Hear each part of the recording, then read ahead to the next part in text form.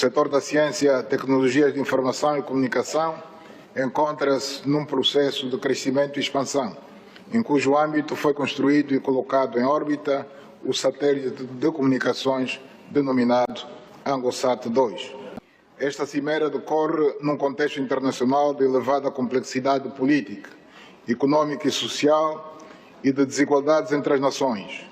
em que os países em vias de desenvolvimento acabam por ser os que mais sofrem o impacto sem precedentes dos múltiplos desafios globais, o que condiciona em larga escala a sua ação e as perspectivas de resolução dos problemas que lhes permita sair do estágio atual em que se encontram e alcançar, deste modo, a plena implementação da Agenda 2030 para o desenvolvimento sustentável. O agravamento das tensões e conflitos geopolíticos, a aplicação de medidas e iniciativas unilaterais de coerção e protecionismo, o aumento exponencial da pobreza extrema, o peso crescente da dívida externa, a fragilidade dos sistemas de saúde e de educação, a insegurança alimentar e energética, o fosso digital que se expressa pela grave dificuldade de acesso à internet, bem como os efeitos adversos das alterações climáticas e da degradação ambiental, entre outros,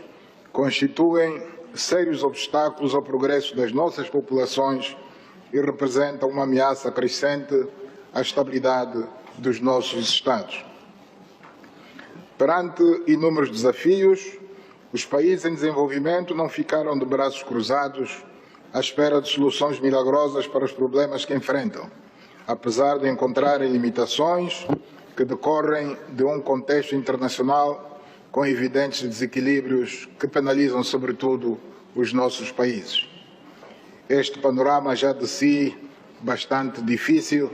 complicou-se ainda mais com os fortes impactos negativos resultantes da pandemia da Covid-19, que praticamente imobilizou as economias dos países em vias de desenvolvimento e agravou a situação social das nossas populações. Saberemos encontrar as soluções e estratégias que nos levarão à concretização da nossa agenda de desenvolvimento. Continuaremos a lutar por reformas profundas da arquitetura financeira internacional e da sua governação, através de uma representatividade justa nos principais organismos mundiais de tomada de decisão e elaboração de políticas. Estas reformas podem contribuir significativamente para melhorar o acesso dos países em vias de desenvolvimento a fontes de financiamento seguro e previsível necessários ao inadiável investimento na ciência, tecnologia e inovação, incluindo as tecnologias de comunicação e informação, que se afiguram como instrumentos fundamentais para enfrentarmos os desafios globais e para ajudar a impulsionar e acelerar o ritmo da diversificação e transformação econômicas, aumentar a produtividade e a competitividade, a fim de realizarmos os objetivos traçados na Agenda 2030.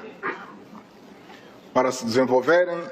nossos países precisam de ter acesso ao financiamento de longo prazo, em condições favoráveis de reembolso, para que possamos investir nas principais infraestruturas, como redes rodoviárias e ferroviárias, na produção e distribuição de água e energia, no saneamento básico, nas redes de informação e comunicações, para realizarmos algum dia o sonho de nos tornarmos também países industrializados. A unidade e a solidariedade do Grupo dos 77 mais China sobre questões de interesse comum nos debates e fóruns internacionais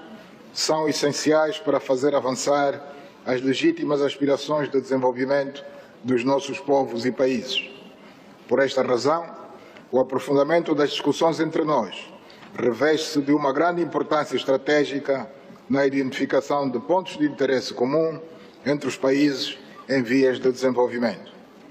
A República de Angola estabeleceu como uma das suas prioridades nacionais investir na ciência, tecnologia e inovação como estratégia para enfrentar os desafios da diversificação e crescimento econômicos, do aumento da produtividade, da competitividade global e das transições digital e energética no âmbito de políticas e programas voltados para a melhoria da qualidade de vida dos angolanos. O setor da ciência, tecnologias de informação e comunicação encontra-se num processo de crescimento e expansão,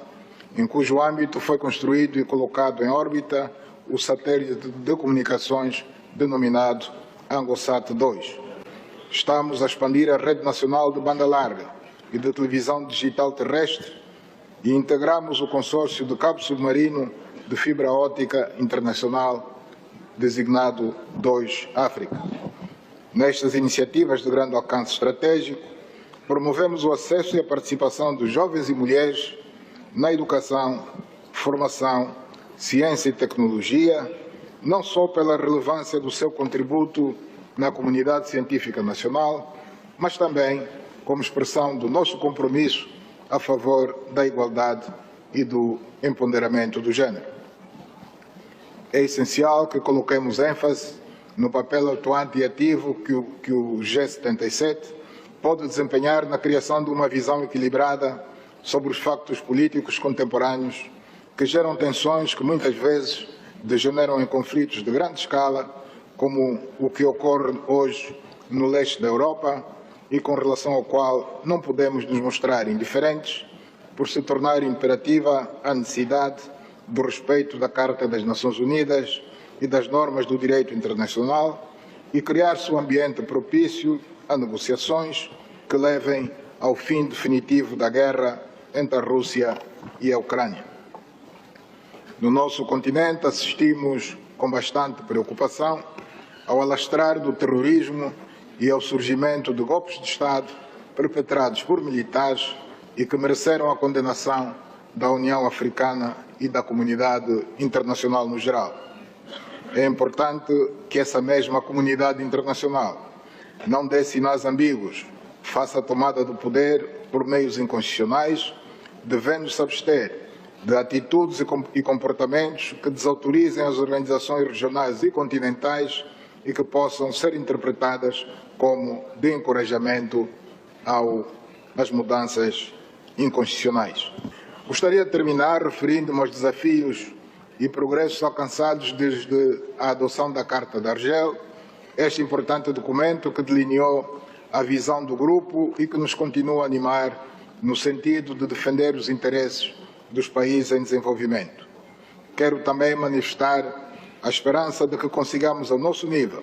permanecer ativamente comprometidos com as aspirações que justificaram a criação deste grupo, trabalhando dentro dos princípios de unidade,